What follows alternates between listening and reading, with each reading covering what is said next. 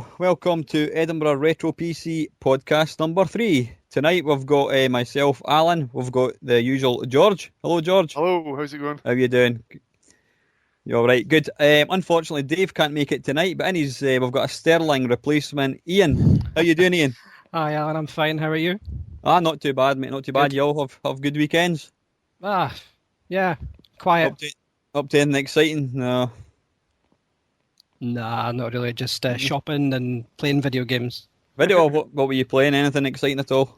Was it retro or current stuff? Yeah, I do a spot above. I've got the Commodore 64 set up just now. I've got the SD adapter for that in recently, so I've been playing with that. Oh, yeah, I saw that. I think you'd actually posted that on our Facebook page. That Yeah. looks quite interesting. It'd be interesting to see that actually Sure. up and running.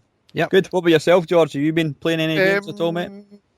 I've not really had an opportunity to play any games this weekend. I've been at a motorbike show, but I've bought some more retro kit. I bought I don't know if you know the website Sell My Retro, the UK website sellmyretro.uk. Heard of that? Yeah. Basically, there's a guy who runs that, sells stuff and he advertises stuff on Facebook. And basically, what I've done is his name's Rich Meller. So I've friended him on Facebook, and he basically puts updates when new stuff's coming out before it's on the website.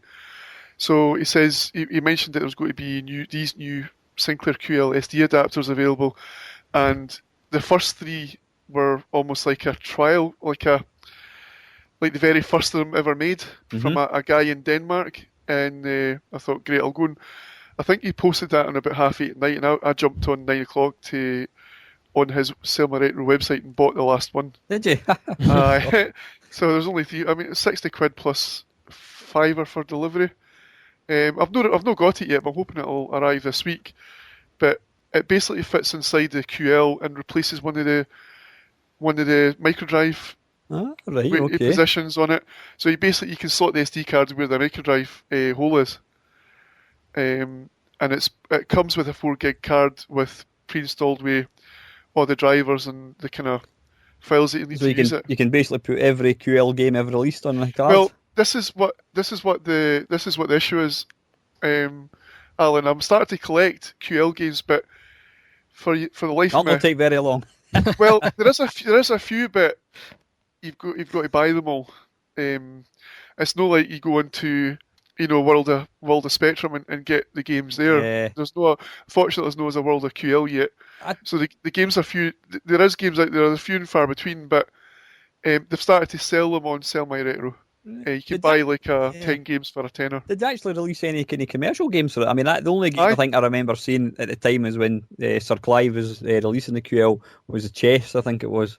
I've got about 10 of them so far, but I need to buy some more. But I've been Googling for months trying to find games, but now you have to buy them. Where do you get these games from? Do you get them off eBay and stuff?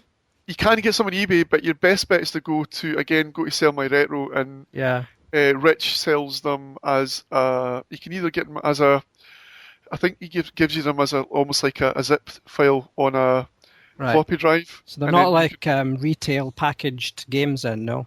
No. Basically, a lot of these authors that have written these QL games, a lot of them are still alive. So that's good to know. Aye.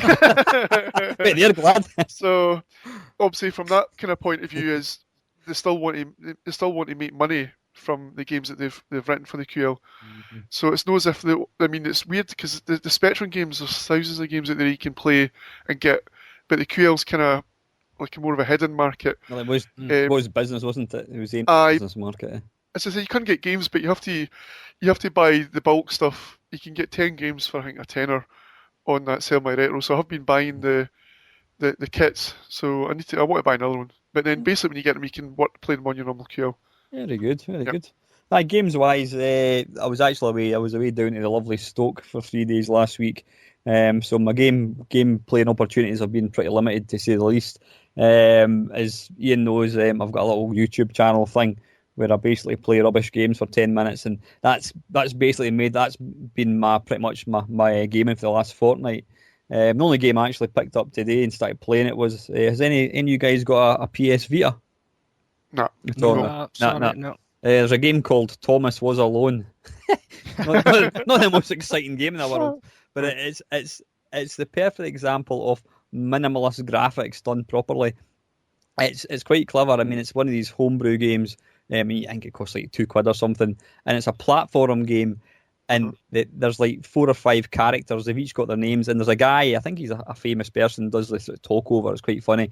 But basically, like one of the characters looks like the bat out of Pong. I mean, that is the graphics. It's just like a bat. They're like a big skinny one, a wee one. The big skinny one can jump higher. The wee one can go through small spaces. There's a fat girl called Claire who's just a big square, and that is it. But I mean, the way it's been done is really, really nice. Like, and it's so playable. It's a kind of puzzle game. You've got to like Claire, because she's fat, you can bounce up and down on her to get to the higher levels and things. So you've got to try and figure out how to get through levels, and that is really clever. So I was playing that tonight. Like that's pretty good. But I'm looking at screenshots now. It looks like it's an X81 game. It does, but it's so nice. Like the colouring and that kind of stuff. It's just it's as I said, it's a perfect example of graphics over game or gameplay over graphics. You know what I mean? It's a really nice little game. So yeah. Anyway, listen, guys, we'll crack on. The first question I was wanting just to kind of hear your feedback on. I don't know if you're aware of it, there's some machines, I think there's a couple of machines, it's new hardware, and basically they'll play old systems. They'll play the NES, they'll play the SNES, the Mega Drive, Master System, etc. I think, I can't remember the name of it. There is one I've seen advertised in Retro Gamer. I don't think it's out yet. I mean, I think they're talking about coming in about £60. Now, I think the big selling point, although I can't quite get my head around it, is it's like HDMI, but at the end of the day, an NES game was never written, to be high HD sort of thing. So I don't know how that would work. What's your thoughts on these kind of machines? Do you think there's a place for them, or what do you think yourself, Ian?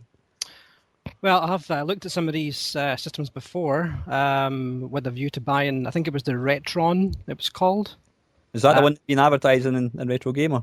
Well, there's been about 5 or 6 different iterations of the Retron, and they all do different things. I think you're right, actually, yeah. The most recent one, I think, plays like lots and lots of different systems. So it plays NES, and it plays Game Boy and Game Boy Advance, and Mega Drive games as well.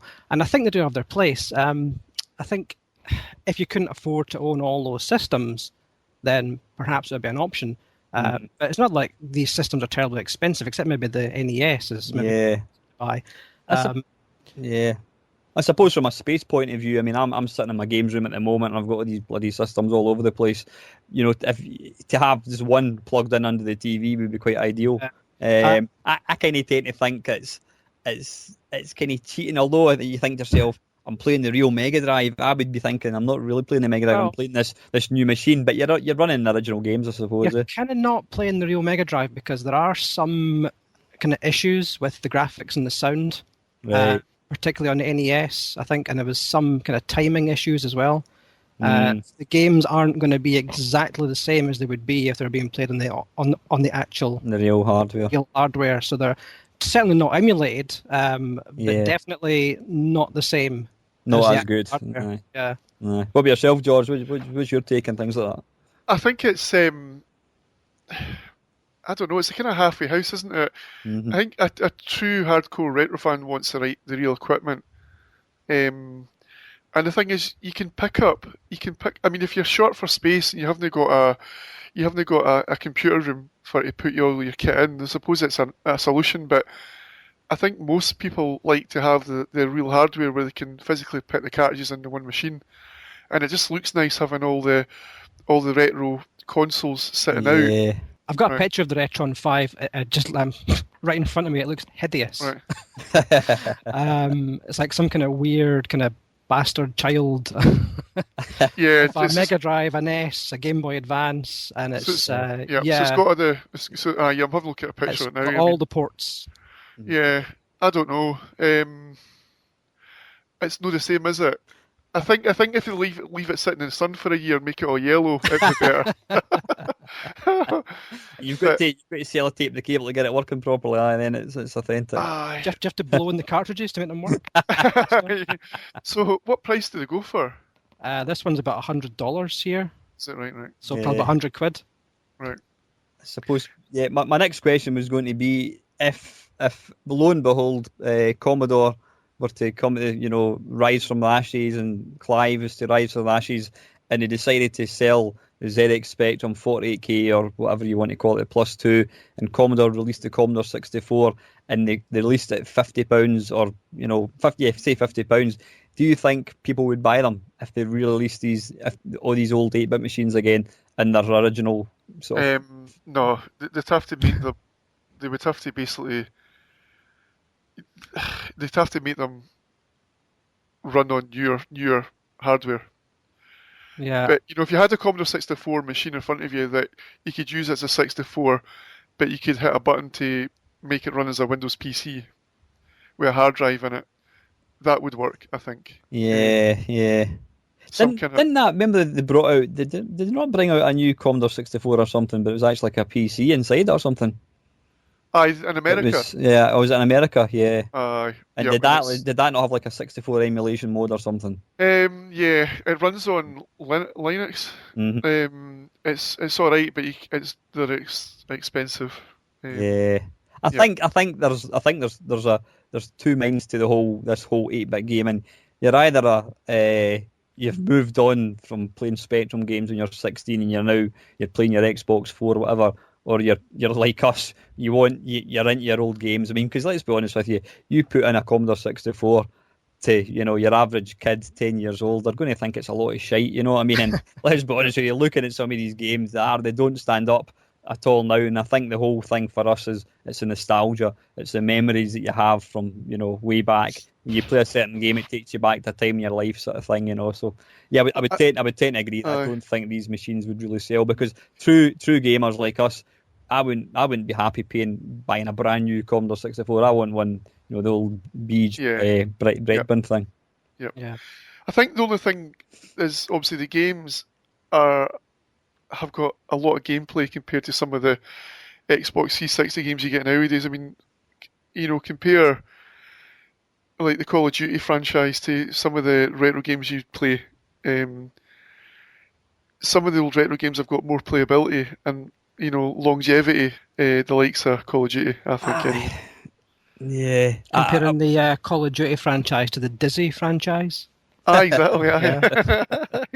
Or the Jet Set Willy franchise.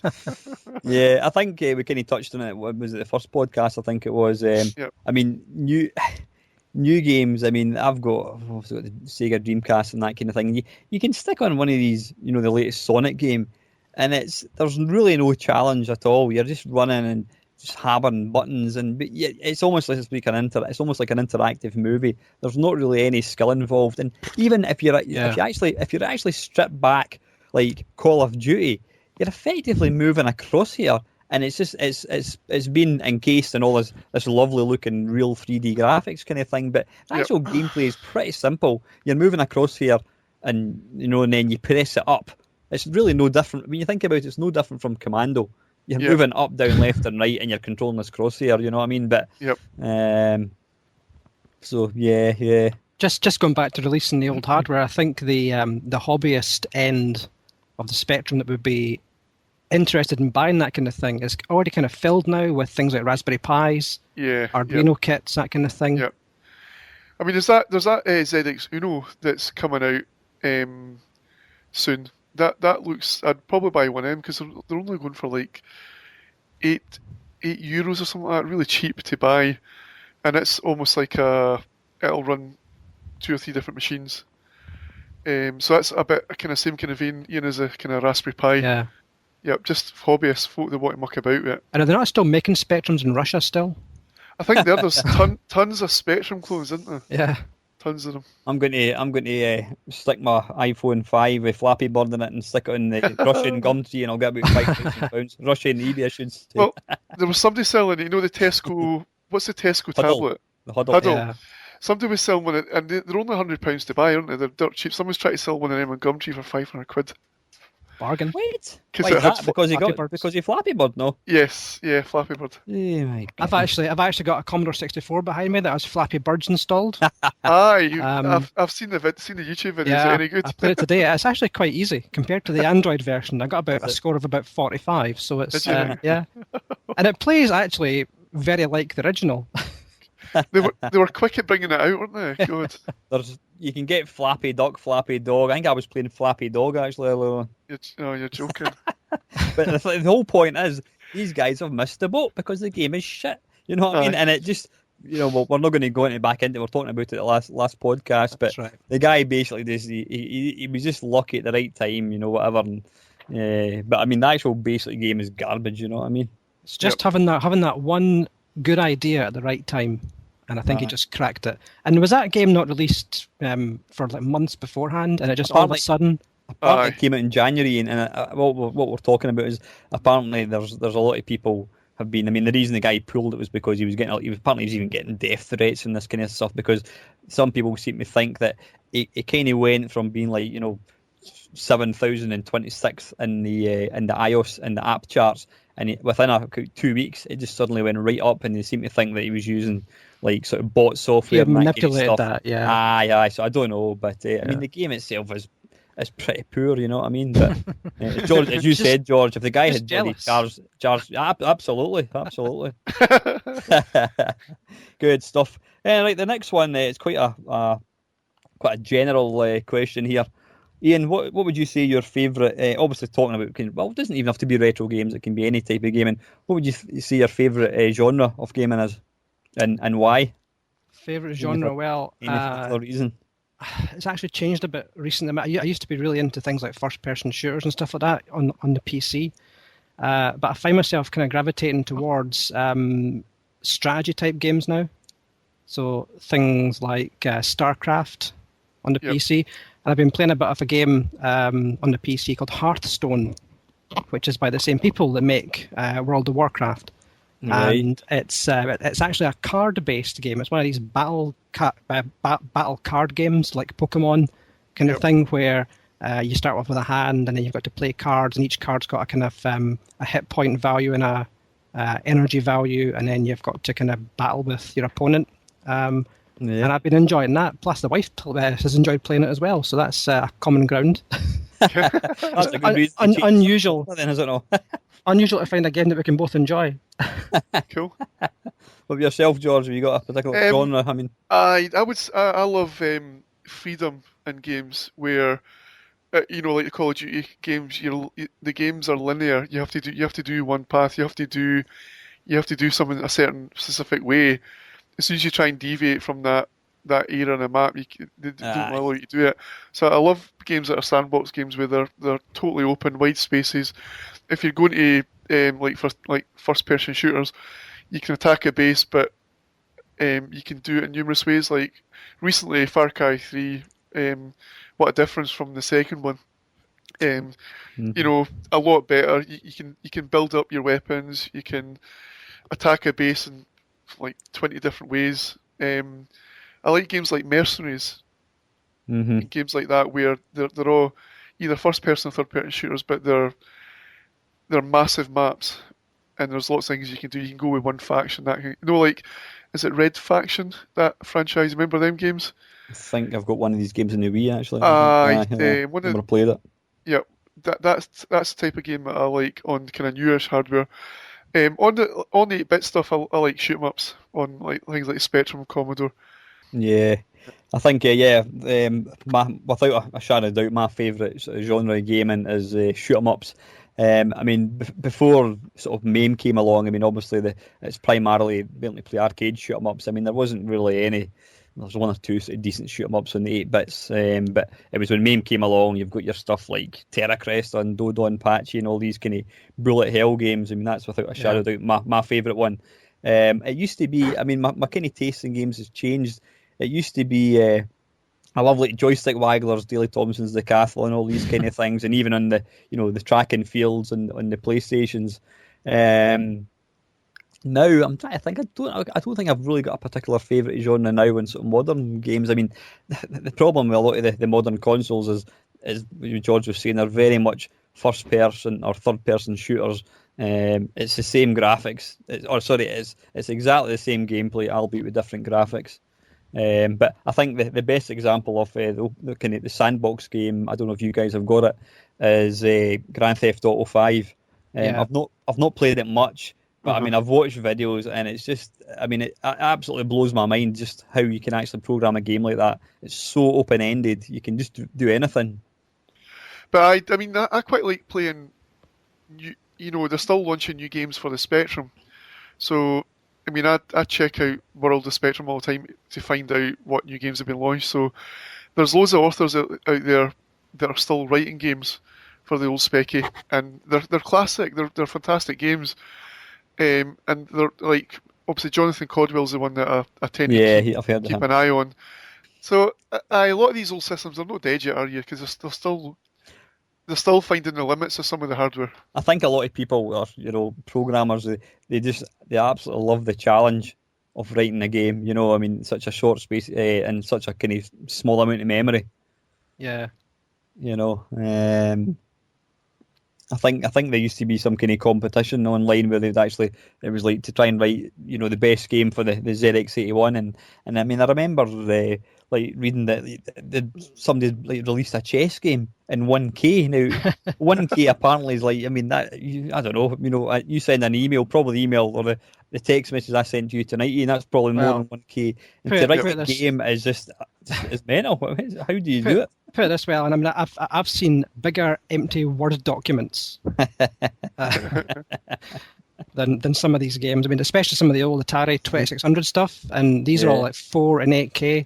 And if you go into Word and create a blank document and save it, it's about 64K. We shall move on. I think we've finished discussing that one. Cool. Right, this is a very, very, very, very general one. Favourite retro title, 8-bit. Have you got a particular game, Ian?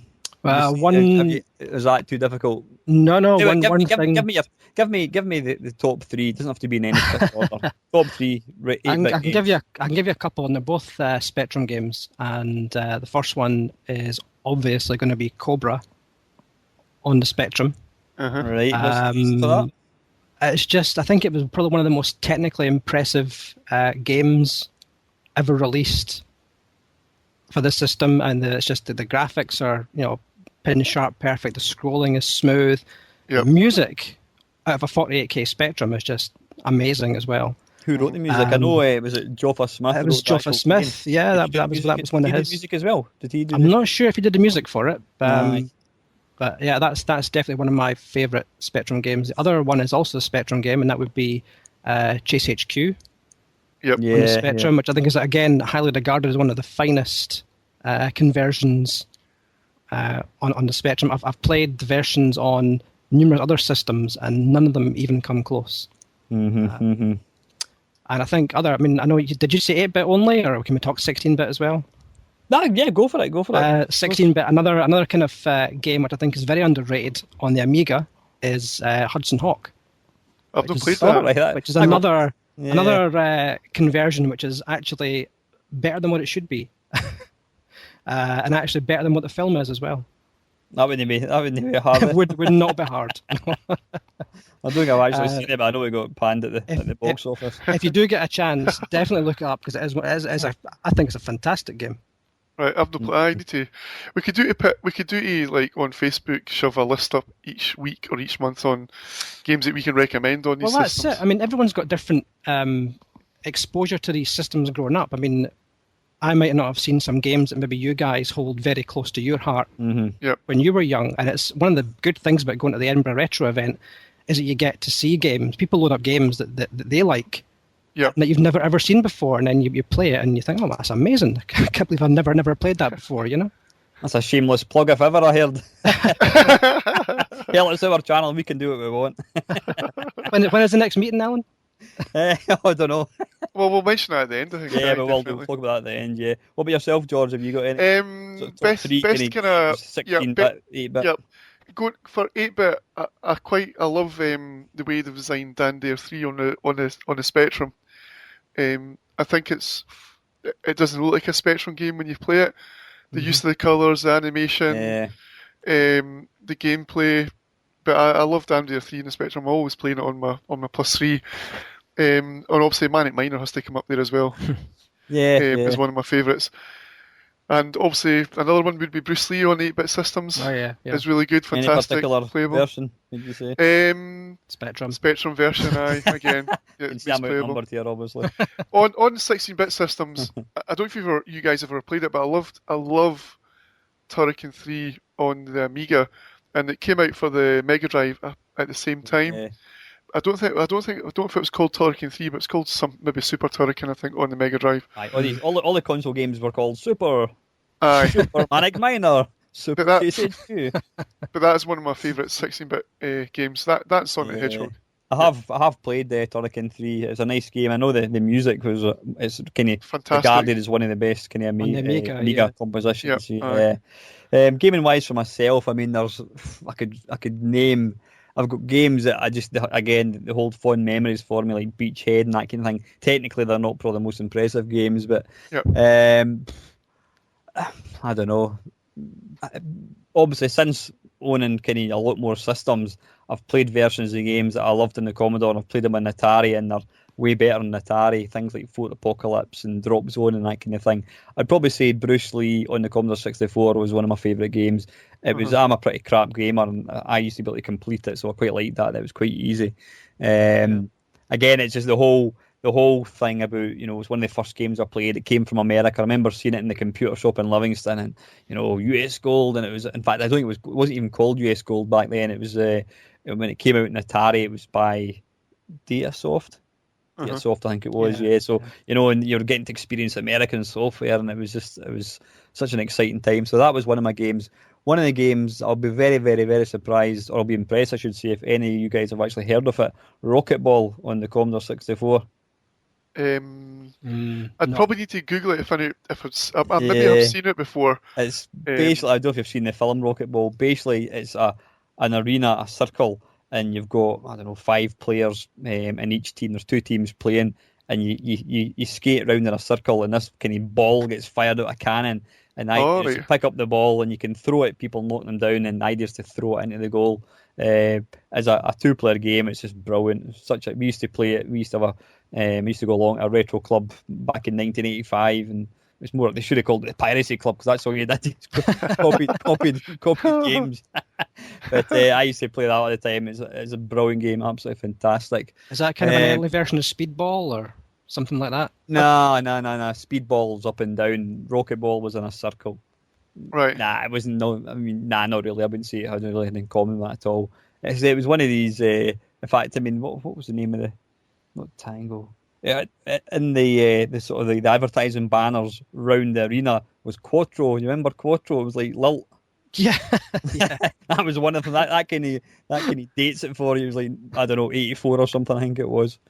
16-bit. That's a tough one.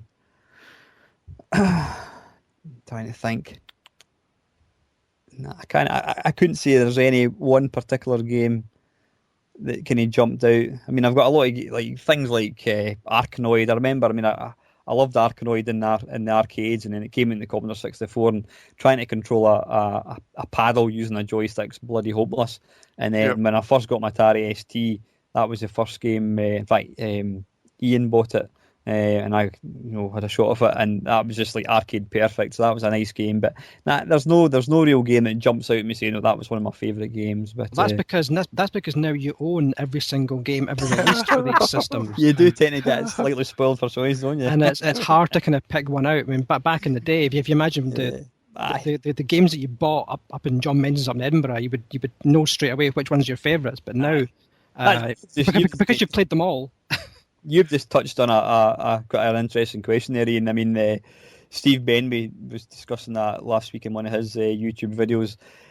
It's the old PlayStation syndrome. I mean, back in the day, when people got their PlayStations, their Spectrums, whatever it was, you just, you could buy all these games and have hundreds and hundreds of games, and that was no different. I mean, from my Xbox, my PlayStation, you just have all these hundreds of games, and it got to the stage, and same like the Amiga as well. It got to the stage I would go to the market every Sunday with like 30 quid in my pocket, and you'd come away with 10 games, and all I was doing was, building up this massive collection of games. I would read Amiga Power, and want that. Yeah. Buy them. As soon as I got it, it was put in my disc box, and I didn't play it. You know what I mean? And it's so true. I mean, I'm sitting here in my games room just now, and right in front of me, I can see I've got my 3DS, I've got my Game Boy Advance, I've got my Pandora, I've got my PlayStation 4, I've got my 360, I've got my PS3. I'm not going to bore you. I mean, I can run off another 20 machines in here, and it's just ridiculous. I've got so many games to play. Get them insured. all your pirated games. No. To be fair, I've got an absolute stack load of originals as well. But no, so I mean, I tend to I don't know. It's just what I tend to do when it comes to kind of what games I'm playing is I'll be reading retro gamer, or in the case for my 10-minute mashup video thing, Ian actually mentioned a game. Was it Doki Doki Penguin Land, which I'd never even heard of. I didn't even have it. Obscure Japanese games, and it's actually really, really nice. I really enjoyed it. Yeah. And I think I can see myself going back to it. So it tends to have to be something that I've read about, or somebody says that's a really good game, and I'll go and look at it. Or in the case of my mashup video, is a really, really bad game, and I'll go and look at it, and go, that was shite. Raiders of the Lost Ark in the VCS, but no, wait a minute. Aye, because Raiders of the Lost Ark for the Spectrum was it no multi-loader? You're thinking of a different Raiders of the Lost Ark, I think, George. Oh, right. It can't be as good as this. Right, tell me, and while we're discussing this, what the hell is that black shadowy thing? Is that the guy, the baddie? The black, you mean the second, you kind of walk down and you pick up like what looks like a spade and a key and a gun, and then you fall. You just fall, and you can't see. I couldn't get off. I couldn't get off the screen. What was that all about? The second screen that you go down to is actually the black market, and there's a black guy. It's a guy with like a black suit on, and a guy with a kind of white suit on, and they're meant to be the traders. And you buy things out of off them later on in the game. But I think first thing in the game, you go to there's like a little kind of basket, and you get like a grenade, and then you go back up to the first screen where the snake's coming down. And was that a snake? Was it? Yeah. I thought it was a river or something. And what you're actually meant to do is go up to a kind of secret pixel in the top right of that screen and place the hand grenade. And I think the big thing that you missed out on there is that the second controller is how you choose your inventory. So you've got to have a second controller plugged in, and then you can move, and then you can choose the grenade. You drop it in that back on that first screen, and it blows a hole in the wall, and then you can get right into another screen there. The meat and bones of the game. So that's the kind of thing that you missed out on. But I mean, even in the manual, it didn't tell you that. I mean, I'm surprised. I mean, we must have spent when we were kids. A friend of mine had that game, and we must have spent hours just like what you did, just wandering around aimlessly, with no clue what's going on. And how anyone ever managed to finish these games without the internet, I have no idea, because it's so like obscure, So, there's loads of games out there where even the instructions you get with the 8-bit game, you're still clueless on how to play the fucking thing. I can remember having The Hobbit on the Spectrum and thinking, can I ever get by the front screen of this without dying? You've actually just reminded me of something else there. With something we're talking about, something that used to go through my mind quite a lot when I was like playing Commodore 64 games. You would get to like the third screen, and no matter how many times you tried, you just could not get past the third screen. And then you looked at the manual, you'd see like 101 levels, and there used to be a bit of me thinking, how do I know there's 101 levels? How do I know that? They probably make the third screen, because let's be honest with you, there'd be nothing to stop a programmer putting in, like, I don't know, 30 levels and making the third one absolutely, make it impossible to get past. And that would probably stop even like reviewers thinking, they're actually bullshitting us with the number of levels. What would stop that? I mean, do you think that's ever actually happened? There is games where, and there's Spectrum games and Commodore games where they're actually physically impossible to complete because there's a bug in the program. Yep. One game that I read about just recently, I think it was in Retro Gamer, was Sweevo's World on the Spectrum, but it came out, it was a 128 flavour. Apparently there was a bug, and you couldn't actually complete it. think the most famous one that I can think of is Jet Set Willy on the Spectrum, isn't it, George? You constantly lose lives. Well, no, you just can't finish it. I think there's not really? one. There's not one item that is impossible to get. To collect, sure. Yeah. I would say half the items are impossible. Well, yeah. There is one that Aye. is actually physically impossible. I mean, even if you could, you just cannot get to it. So it's impossible to complete that game without poking it.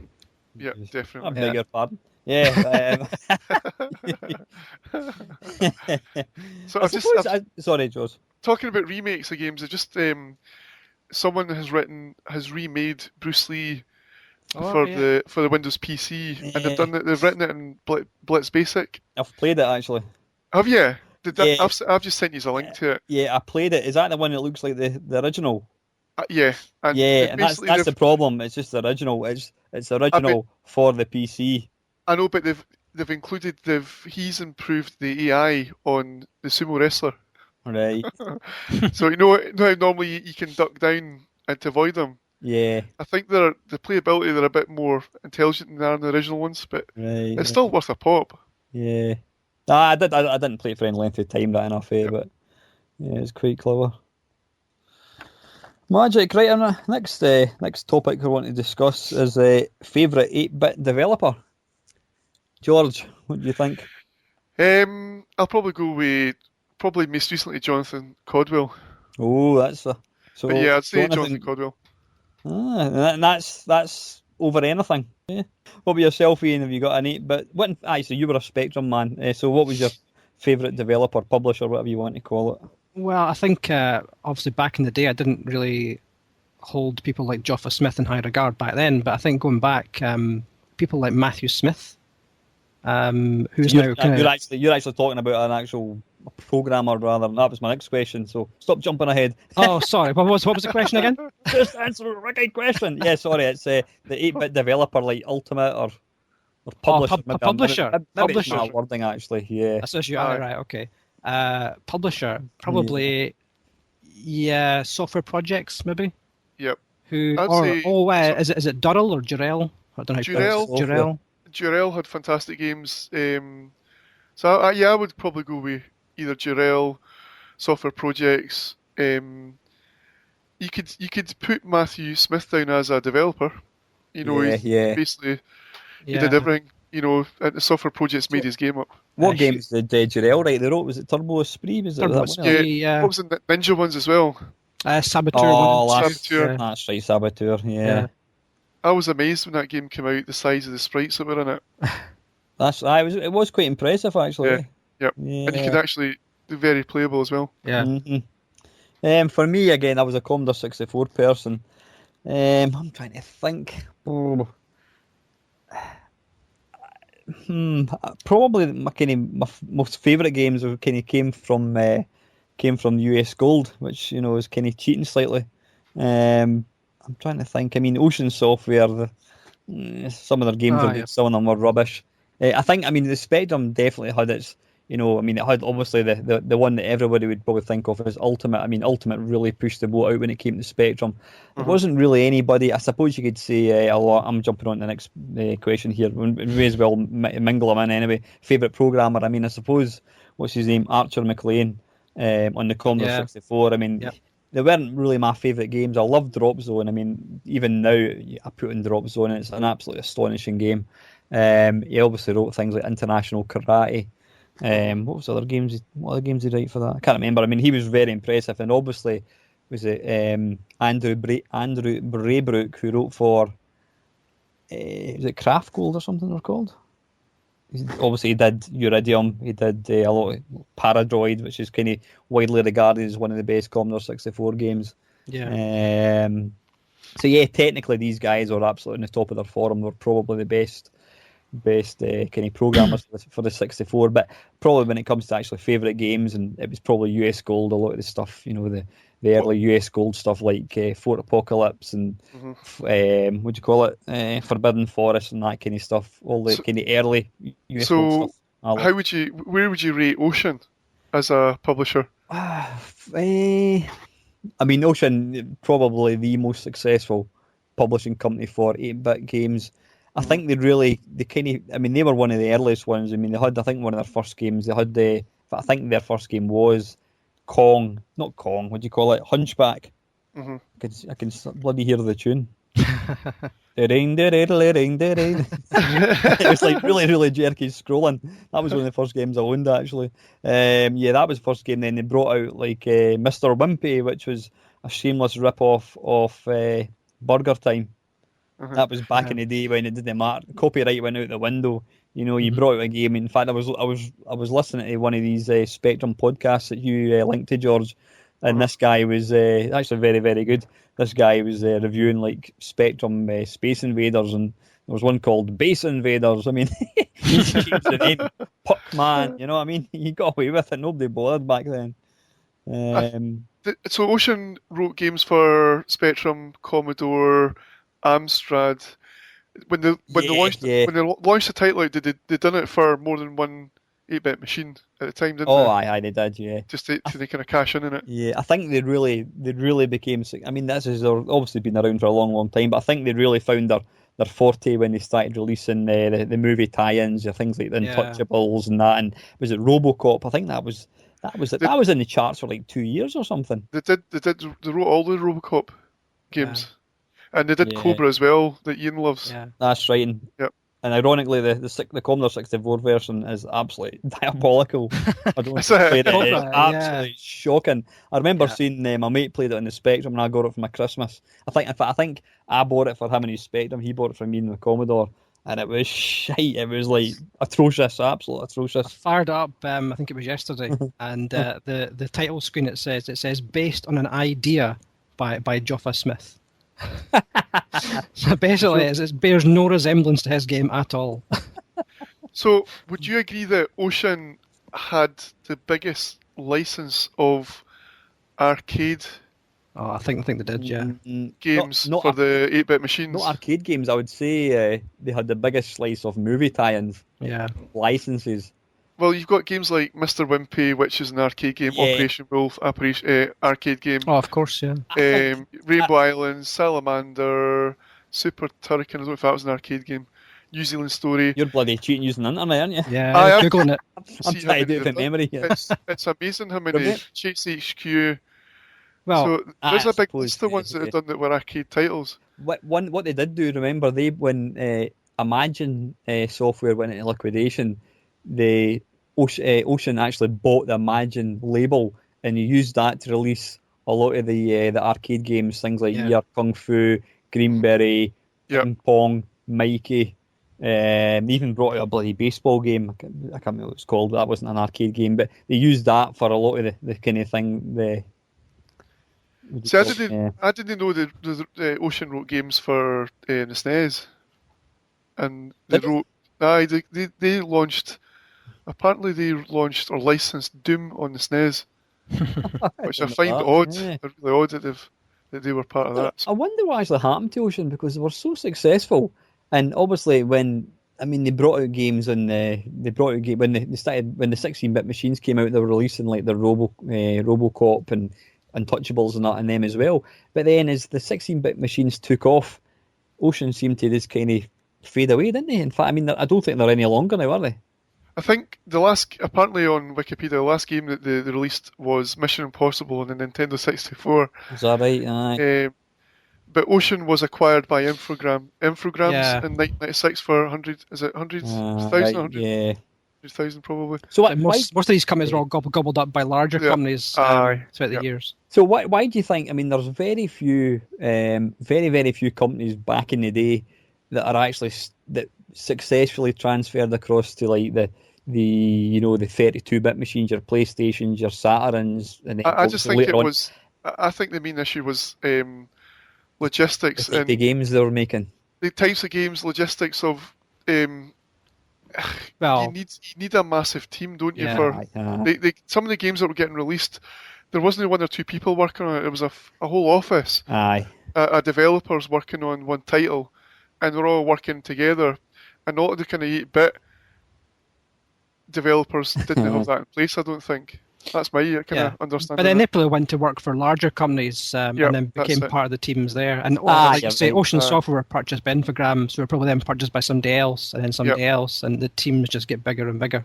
And now Bill Gates owns them all. I could just see them saying, "Right, Alan, we know you've done a sterling job in your Kung Fu in the Spectrum. That's great. We want you to write Halo 4 in the PlayStation 4. Fuck off." It's like, I mean, I suppose at the end of the day, it's like, these guys, they were, they taught themselves machine code, they wrote 8-bit games, and to expect them to suddenly be able to adapt and write, some big massive game, it's just on a brand new system. It's like chalk and cheese sort of thing, If I can just touch upon, we're talking about these arcade conversions. Yeah. And I think nowadays, if you're doing an arcade conversion, the first thing we'd do is get the source code of the arcade game. You'd have access to all the assets. You'd have access to the graphics, the sound, all that kind of thing. But back in the days, all they had was maybe, if you were lucky, they had the arcade machine in the office. And they would play it. And we would play it for 5 minutes and then go back to the keyboard and start programming. And there was no kind of link between the two. It was that set, which I find is pretty damn impressive. It is, and to get the gameplay similar. Yeah.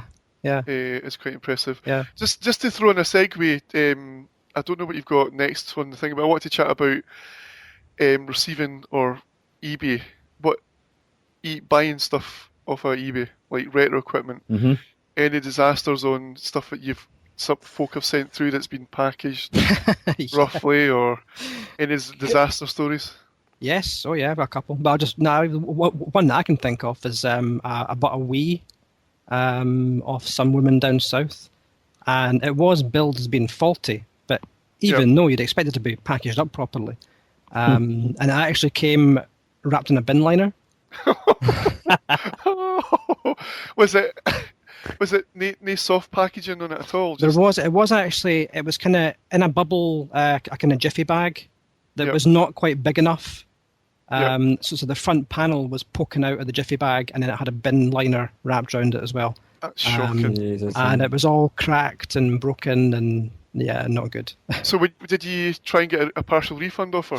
I didn't at the time. It wasn't. There was a slight crack in the top of the case, but once I got it all disassembled and put back together again, I managed to just kind of click it and glue it back into place. It wasn't actually too bad in the end. And then the other disaster that I've had as well is I had an Atari 2600 delivered to me in a shoebox with no packaging. And a third one I can think of as well was I had a SNES delivered to me, again in a kind of box with zero packaging, no bubble wrap, just in a box and then sealed up. And that was all broken and cracked. There was bits all over the inside of the box, and I think I got a full refund in that case. Right. Yeah. I've had two. Well, I suppose I've had three disasters. One, I bought a game and it never even turned up, and the guy never even replied to me. But that's quite a boring story. But anyway, I've had two major disasters. It's not on eBay. I bought a friend of mine's. He had a load of systems, and he decided one day he needed the space. He wanted to get rid of his entire collection of machines. So he basically put them up for grabs. Rather than sell them, he wanted to give them to people who he knew would actually appreciate them. And I was lucky enough to get an Amstrad, what was the other thing? VIC-20, Dragon 32, and a BBC Master, I think it was. And that's what basically kickstarted my whole owning new hardware. But the Amstrad and the VIC-20 turned up in a box. And when I opened it up, I mean, it was bubble wrapped within an inch of its life. I mean, you could literally bounce it and it would just bounce back up. It was so bubble wrapped. When I took all the bubble wrap off the monitor was absolutely smashed to bits. Jesus. So obviously the guy from DHL or Royal Mail or whoever actually delivered the damn thing, I think it was TNT or something.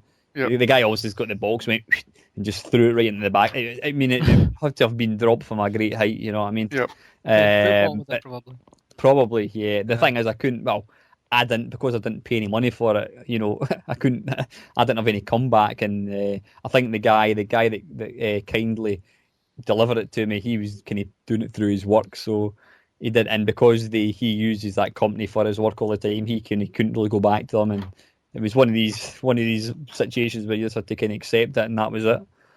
So that was one that was a few years ago, and then the most recent one, which I think I mentioned to you, George. Aye. I got an absolute cracking haul of Atari stuff, Atari 800, the original Atari 800, Atari 400, and other bits and pieces of disk drive. And one of my mates very kindly went. I bought it in Gumtree. He very kindly went, uplifted everything, and he packaged it all again, bubble wrapped it within an inch of its life, and in a big box. And when it turned up, the Atari 400 was absolutely smashed to bits. So again, it's just been dropped or kicked or something. Yep. I managed to kind of piece the main bits together using sellotape, and it does still work, but it's bloody annoying, when things like that happen. I mean, my other worry, like, you get some folks selling stuff on eBay and they say, "Oh, it was working 10 years ago," but then they say, "I don't have any way of testing it now," Aye. and they're wanting top dollar for something that's not being tested. Now, here's an idea. Plug it in. Aye, exactly. I know. I can understand if they've not got Aye. the plug, if they haven't got the power supply, then fair enough. But I mean, if they've got a photograph of like an old computer, and they've got the power adapter, they've got the aerial cable, Yeah. and they say, "I don't know how to wire it up." It's like there's two cables, mate. That's it. Aye. Do I tend to you not steer think? clear. Yeah. Do you not think? I personally think that this whole untested is a Yeah. way of people selling knowingly Junk. stuff that doesn't Aye. work, and Yeah. they say buyers seen no return, and people think, "Oh, Atari 800, one of them, if it's working, is £100. I'm going to take a risk and I'll buy it for £60." The guy's laughing up his sleeve. He's got £60 for something that he knows does not work. I don't buy stuff that's untested. The thing is, guys. I mean, the eBay protection thing now protects the buyer all the way.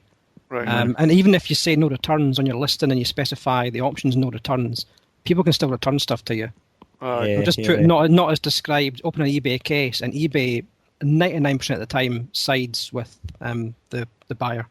There's been quite a spate of things recently, and there's a lot of people on some of these new Facebook pages, retro Facebook pages, warning you about specific users who will buy the retro equipment off you, Ian, and then they'll say it's damaged and they want a refund. And they'll swap the innards over and stuff like that, yeah? Well, they'll not do that. They'll never give you the equipment back. Oh, right, okay, yeah. And they know that as a buyer, they're fully protected. And as a seller, you've got an absolute nightmare trying to get your money back, try and get your equipment back. I think it's not come to this point yet, but I think some people are starting to security mark things that they sell. Right. On the inside as well. Yeah. I bought a Master System. Sorry for interrupting you, Ian. I bought a Master System of a guy recently on eBay, on Gumtree, and he does that as a kind of, it's a living, but he does it as a kind of sort of hobby. And he says that he's actually done that because he's sold like a Super Nintendo, and he gets back the wrong one, saying it's not working. Yeah, that's honestly, right. He's now actually taking to marking it. And one thing I said to him, I says, why is it when I'm trying to buy a Master System, I can't get one that's got a power pack. I says, what is it? He says, because people know that they can sell the power pack for 15 quid on its own. That's why they do it. They don't sell it with it. They realise they get more for it if they sell it separately. Yeah. Yep. I think it's quite a common thing, especially with the PS3 and maybe the 360 as well. I know that a lot of them are now going wrong.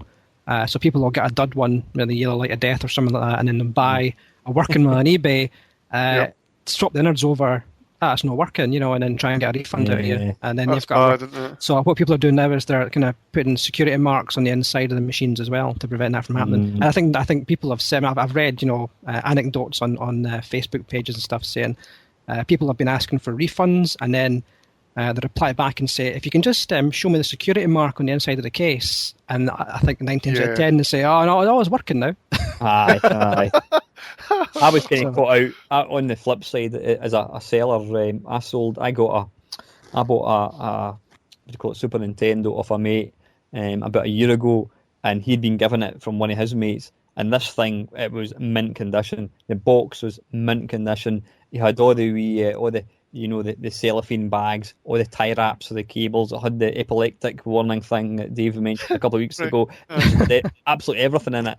And when one of my mates actually modded, he was going to mod my SNES. I thought, rather than me send off this to him for him to mod it, and then said, "But I'll just buy another one on Gumtree and eBay." So I did that, and I put this mint one in the loft, and I thought to myself, why have I got that sitting in the loft? It's never going to get used. I've got this battered old one here which I use for playing games. So I stuck it in Gumtree and on eBay, and I gave it. I took as many pictures of it as I possibly could. I described it to as honestly as I possibly could. It went for like 65 quid. Sent it away, and then a few days later I got a reply saying, "Got the SNES. I gutted with the condition. This you described it as mint. It's actually really yellow. Not happy." And I just thought, you know what, that guy's got me by the proverbials. I thought, what am I supposed to do? So I just replied to him and says, "I'll give you £10 back, mate." I says, and he went, "Yeah, okay, thanks." And I says, "Look," I says, "I'm just a normal bloke." I said, "I'm not a big collector. As far as I was concerned, this looked mint condition." I says, maybe you can say, well, no, it wasn't mint condition. I says, but I sold it, like, honestly thinking it was mint condition. And so I gave the guy a tenner back, because I thought, what's the alternative? He's going to give me bad feedback, and it's quite any case it's open with eBay, he'll just win it anyway. It seems to, it definitely favours the buyers now, doesn't it? Yep, and I mean, I try and get stuff at car boot sales and Gumtree now, as opposed to dealing with eBay for stuff, because I'd rather see the stuff equipment working at their house before I buy it. Yeah. Yep. So it seems to be a safer option. No, I know. Hey, listen, guys, I think we've kind of run on a wee bit here, so I think we should probably wrap this one up. And so, listen, thanks for taking part, guys, and I hope all you listeners enjoy listening to this. Please leave us your feedback on our Facebook page, and we'll be back probably in 2 weeks' time for podcast number 4. Just before we go, we have sure. a retro meeting in Edinburgh on Wednesday, the 12th of March at Gorgie Parish Church in Edinburgh. So if you're a retro fan, you live round about the Edinburgh Glasgow area, and you want to come up and see us, you're welcome to come along. Tickets price is about £2-3 to get in the door. Yeah, something like that. Eh? And it runs from 7:30 to 10:30 at night. And don't knock on the front door of church. Ring the bells, and somebody will come and see you. Fantastic.